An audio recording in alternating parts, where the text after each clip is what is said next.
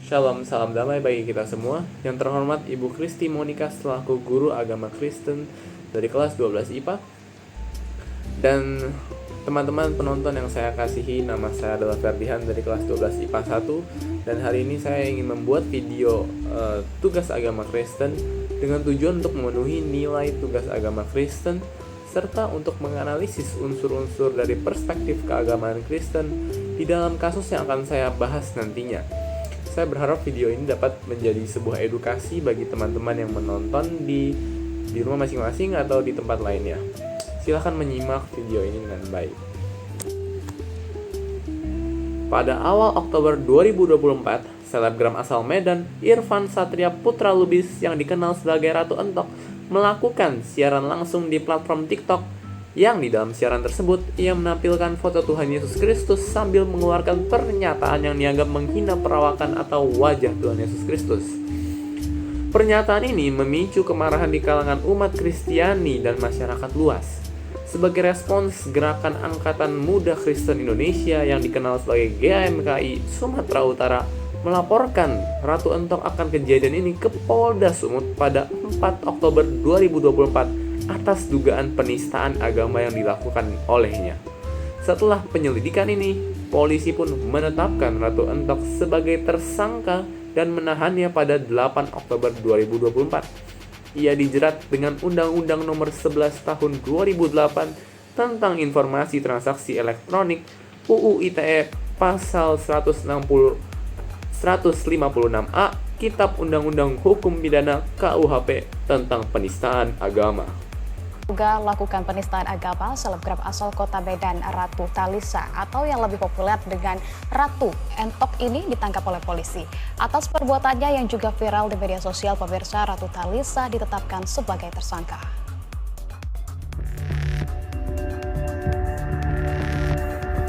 Direktorat Reserse Siber Kepolisian Daerah Sumatera Utara menangkap seorang selebgram asal kota Medan, Ratu Talisa alias Ratu Entok di kediamannya atas kasus dugaan penistaan agama.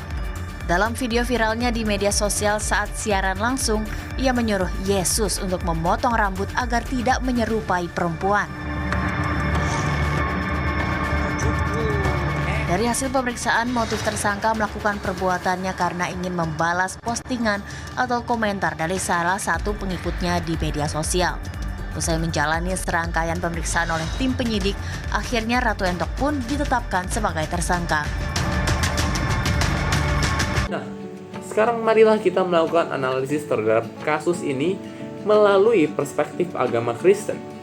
Di dalam ajaran agama Kristen, penghormatan terhadap simbol dan ajaran agama merupakan bagian penting dari kehidupan beriman.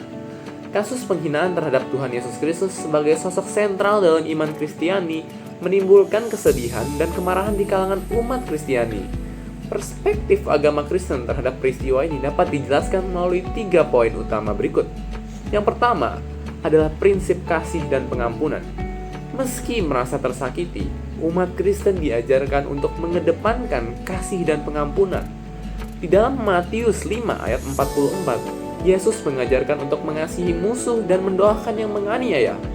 Sikap ini menjadi pedoman bagi umat dalam respons peristiwa penistaan agama dengan damai, tanpa membalas dengan kebencian atau tindakan negatif lainnya. Maka yang dilakukan oleh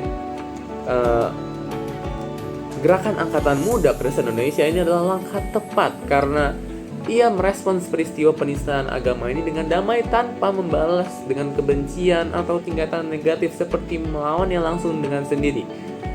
Tindakan oleh pemuda-pemuda itu langsung mengarahkannya kepada Polda supaya diurus oleh kepolisian setempat. Poin yang kedua adalah ketidakadilan dalam relasi sosial.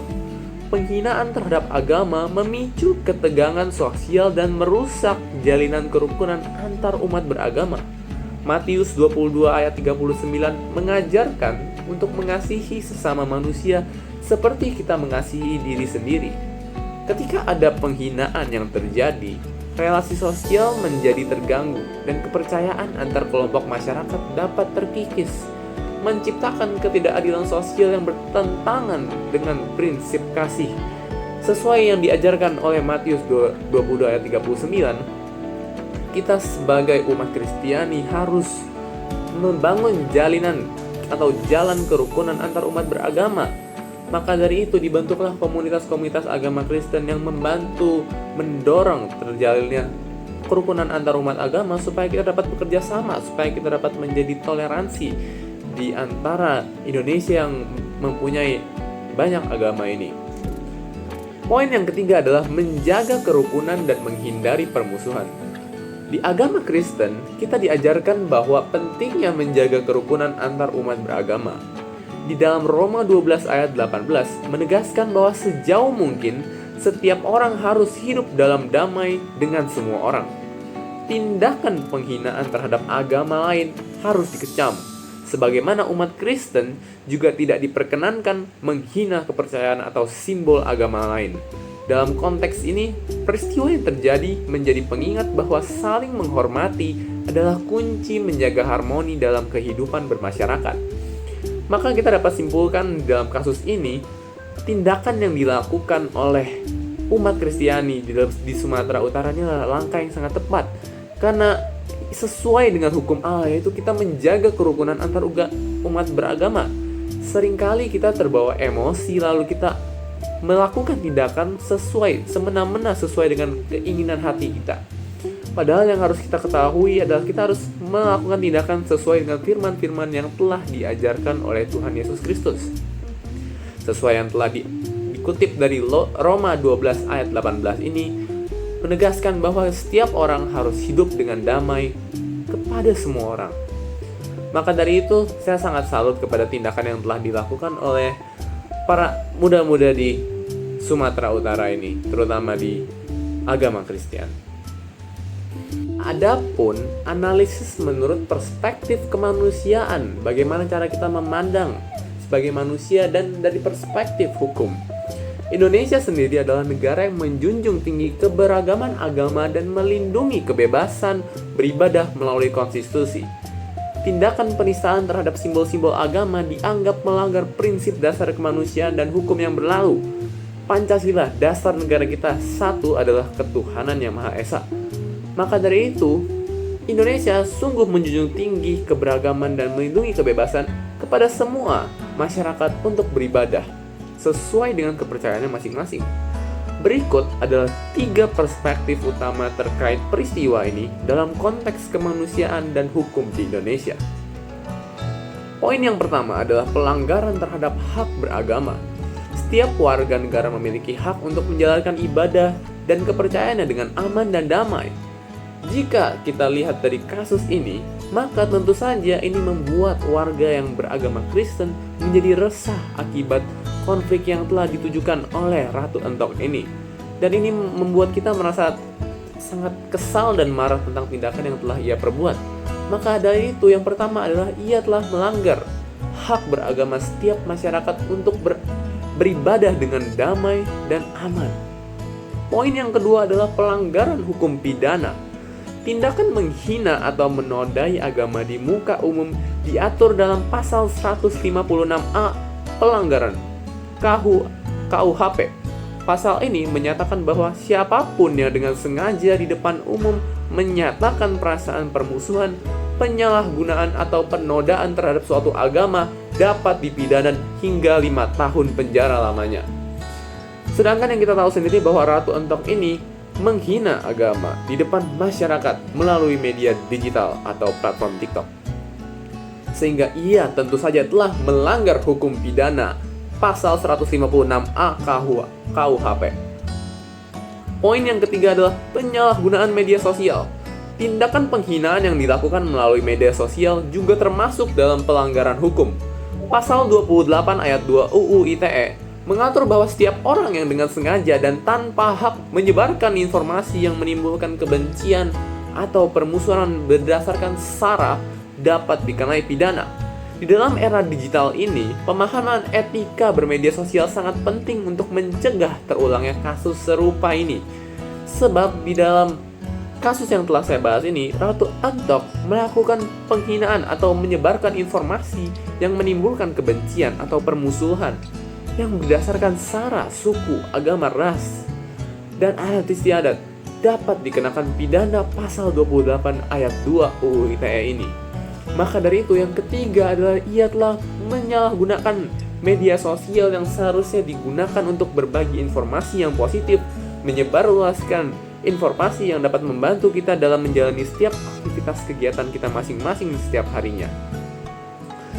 Menurut saya sekian adalah analisis menurut perspektif kemanusiaan dan hukum dari kasus yang telah saya angkat ini. Yang terakhir, menurut saya, perspektif saya sendiri dalam kasus ini adalah meskipun kita sebagai umat agama Kristen merasa tersakiti, kita harus mengedepankan kasih dan pengampunan sesuai dengan perspektif agama Kristen yang telah saya bahas tadi, yang sesuai dalam Matius 5 ayat 44 di mana Tuhan Yesus mengajarkan kita untuk mengasihi musuh kita dan mendoakan yang menganiaya kita. Sikap ini harus kita jadikan pedoman dalam menjalani peristiwa macam apapun. Salah satunya adalah dengan menghadapi peristiwa penistaan agama ini dengan damai tanpa membalas dengan kebencian atau tindakan negatif lainnya.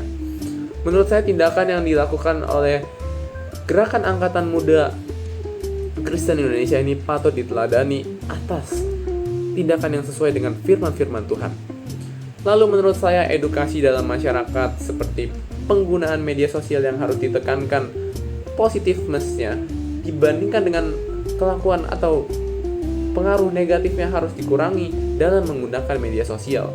Sebab dalam melakukan media sosial, data-data yang ada akan disimpan dalam digital dan akan sulit untuk menghapusnya, atau yang kita kenal bahwa sulit untuk menghapus jejak digital yang telah direkam.